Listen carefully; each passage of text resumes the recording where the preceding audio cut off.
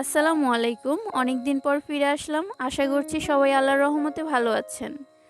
আজকের রেসিপিতে আমি 2 পাউন্ডের একটা চকলেট স্পঞ্জ কেক তৈরি করে দেখাবো। আজকের স্পঞ্জ কেকটা আমি চুলায় তৈরি করব।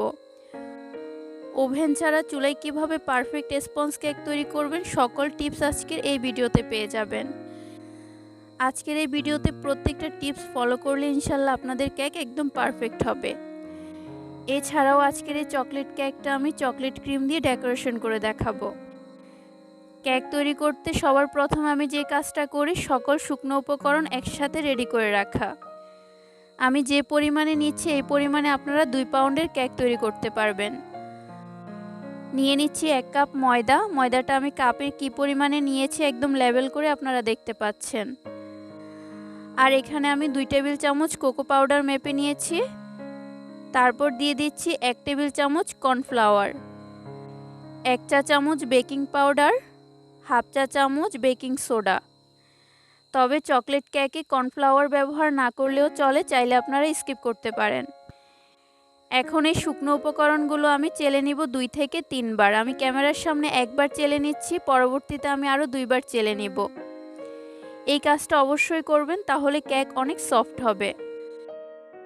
2 পাউন্ড কেকের জন্য আমাদের 4টা ডিম লাগবে। আমি এখানে আগে থেকে 4টা ডিম ভেঙে রেখেছি।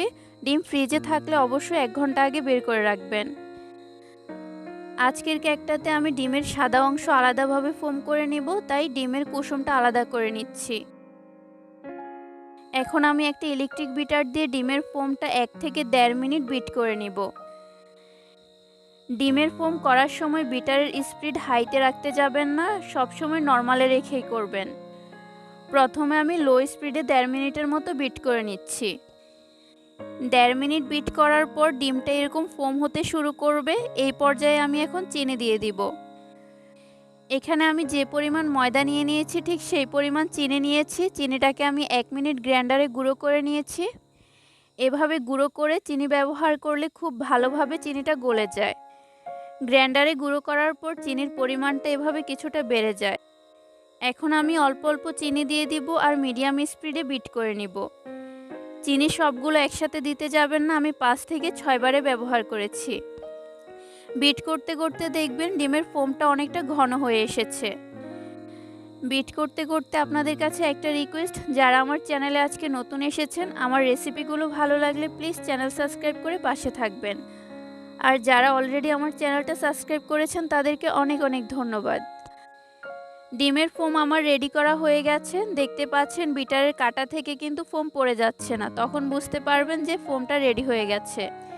এখন আমরা যে কুসুমটা আলাদা করে রেখেছিলাম একটা একটা করে কুসুম দিব আর মিডিয়াম স্পিডে মিক্স করে নিব। ডিমের কুসুম আমার মিক্স করা হয়ে গেছে। এখন আমি দিয়ে দিচ্ছি 1/4 কাপ সাদা তেল। এর চেয়ে বেশি তেল দেওয়ার কিন্তু কোনো প্রয়োজন নেই, তবে তেল দেওয়ার পর কিন্তু আপনারা আর বেশি বিট করতে পারবেন না, সর্বোচ্চ 20 থেকে 30 সেকেন্ড বিট করে নেবেন। এর চেয়ে বেশি বিট করলে ডিমের ফোমটা বসে যাবে, তাহলে কিন্তু কেকটা ফুলবে না। এখন আমরা আগে থেকে যে শুকনো উপকরণ রেডি করে রেখেছিলাম সেটা মিক্স করে নিব। শুকনো উপকরণের সাথে আমি 1 চিমটি লবণ দিতে ভুলে গেছিলাম, সেটা মিক্স করে নিচ্ছি। ডিমের ফোমের সাথে শুকনো উপকরণ মিক্স করতে হবে খুবই আলতোভাবে। সবটা শুকনো উপকরণ একসাথে দিতে পারবেন না, অল্প কিছুটা দিয়ে দিবেন, তারপর মিক্স করে নেবেন। এভাবেই সম্পূর্ণটা মিক্স করে নিতে হবে। আপনাদের দেখে হয়তোবা মনে হতে পারে আমি খুবই তাড়াতাড়ি মিক্স করে নিয়েছি, একদমই না, আমি খুবই আলতোভাবে আস্তে আস্তে মিক্স করে নিয়েছি।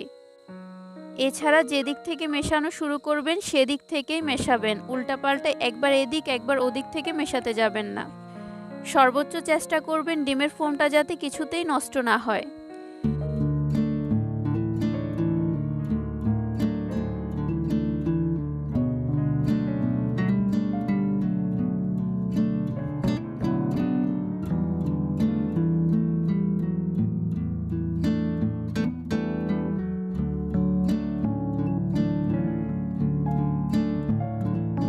শুকনো উপকরণ মেশানো হয়ে গেলে এখন আমি দিয়ে দিচ্ছি 1 চা চামচ চকলেট ইমালশন।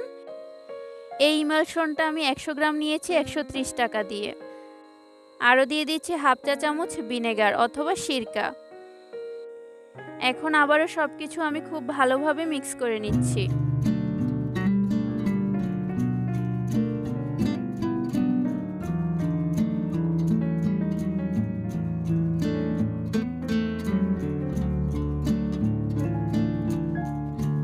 মেশানো হয়ে গেলে এখন একটা হাতল দিয়ে আমি চারপাশ থেকে এনে ভালোভাবে আরও একবার মিক্স করে নিচ্ছি। অনেক সময় বাটির তলাতে কিছু ব্যাটার ভালোভাবে মিক্স হয় না, তাই একটা হাতল দিয়ে এভাবে উপর নিচ করে ভালোভাবে একবার মিক্স করে নেবেন। এখন এখানে আমি আগে থেকে একটা 9 ইঞ্চির মোল্ড রেডি করে রেখেছিলাম। মোল্ডের তলাতে আমি লেখালেখি সাদা কাগজ দিয়ে দিয়েছি। আপনাদের কাছে বেকিং পেপার থাকলে অবশ্যই বেকিং পেপার দিয়ে দিবেন। সাদা কাগজ দেওয়ার আগে আমি মোল্ডের তলাতে কিছুটা তেল ব্রাশ করে নিয়েছিলাম। সম্পূর্ণ বেটার আমি মোল্ডে ঢেলে নিচ্ছি। এই কেকটা কিন্তু আপনাদেরকে 9 ইঞ্চি মোল্ডেই তৈরি করতে হবে। এর চেয়ে ছোট মোল্ড নিলে কিন্তু কেকটা উপচে পড়ে যেতে পারে। বেটার মোল্ডে ঢালা হয়ে গেলে একটা কাঠি দিয়ে এভাবে এলোমেলো করে চারপাশে নেড়েচেড়ে দিতে হবে, যাতে চারপাশে সমানভাবে বেটার সেট হয়। তারপর আমার মতো এভাবে উপর থেকে নিচে খুব জোরে জোরে মোল্ডটাকে ট্যাপ করে নিতে হবে, যাতে ভিতরের বাবলসগুলো বেরিয়ে যায়। আজকের কেকটা আমি ইলেকট্রিক চুলায় তৈরি করব। 10 মিনিট আগে থেকে মোটা তলাযুক্ত একটা প্যান আমি ফ্রি হিট করে নিয়েছিলাম মিডিয়াম হিটে। কেকের মোল্ড সরাসরি প্যানে বসানো যাবে না, নিচে এমন একটা স্ট্যান্ড বসিয়ে দিতে হবে। 10 মিনিট ফ্রি হিট করে নেওয়ার ফলে প্যানটা অনেক বেশি গরম থাকবে, খুব সাবধানে মোল্ডটা বসাতে হবে। এই পর্যায়ে চুলার আঁচ একদম লোতে রেখে বেক করে নিব 30 থেকে 35 মিনিট। কাচের ঢাকনাগুলোতে সচরাচর একটা ছিদ্র থাকে, ছিদ্রটা আমি একটা টিস্যু পেপার দিয়ে বন্ধ করে দিচ্ছি। ফিরে আসলাম প্রায় 35 মিনিট পর। মাশাল্লাহ, আমি ঢাকনাটা উঠাচ্ছি, দেখতেই পাচ্ছেন কেকটা পুরো মোল্ড ভরে গেছে। দেখেই কিন্তু মনটা জুড়িয়ে যাচ্ছে। কেক ঠান্ডা হওয়ার পর খুবই সাবধানে মোল্ড আউট করে নেবেন, কেকটা অনেক বেশি সফট, ভেঙে যেতে পারে।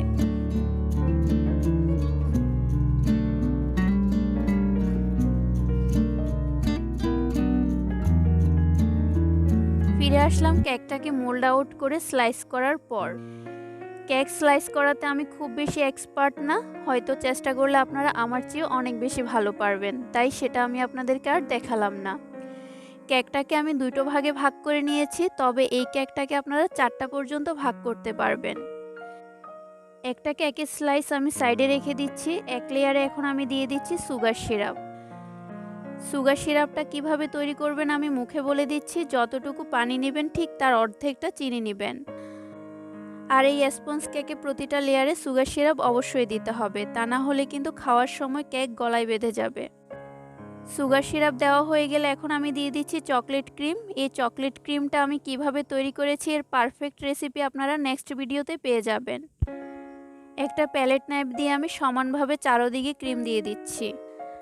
আপনারা চাইলে প্রতিটা লেয়ারে আলাদা করে চকলেট গার্নাশ দিয়ে দিতে পারেন, তবে আমি চকলেট গার্নাশ দিয়ে এই ক্রিমটা তৈরি করেছি, তাই আমি আলাদা করে আর দিচ্ছি না। আরও একটা লেয়ার বসিয়ে দিয়ে একইভাবে আমি আবারও দিয়ে দিচ্ছি সুগার সিরাপ। সুগার সিরাপ দেওয়া হয়ে গেলে আবারও একইভাবে আমি ক্রিম দিয়ে চারপাশটাকে সমান করে নিচ্ছি। এ পর্যায়ে আমি খুব বেশি ক্রিম দিব না, অল্প ক্রিম দিয়ে আমি চারপাশটা ক্রাম কোটিং করে নিচ্ছি। যখন ক্রাম কোটিং করে নেবেন তখন খুব বেশি ফিনিশিং আনতে হবে না।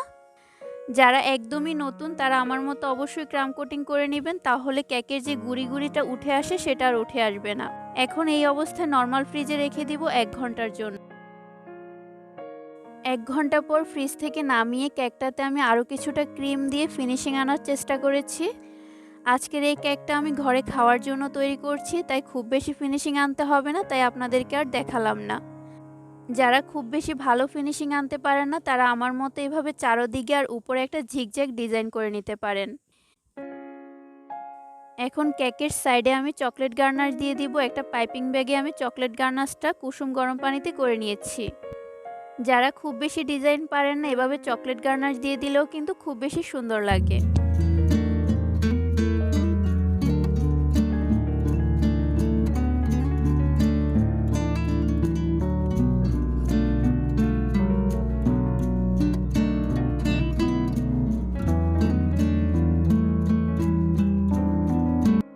চকলেট গার্নাশ দেওয়া হয়ে গেলে 195 একটা নজেল দিয়ে আমি কয়েকটা ফুল দিয়ে দিচ্ছি।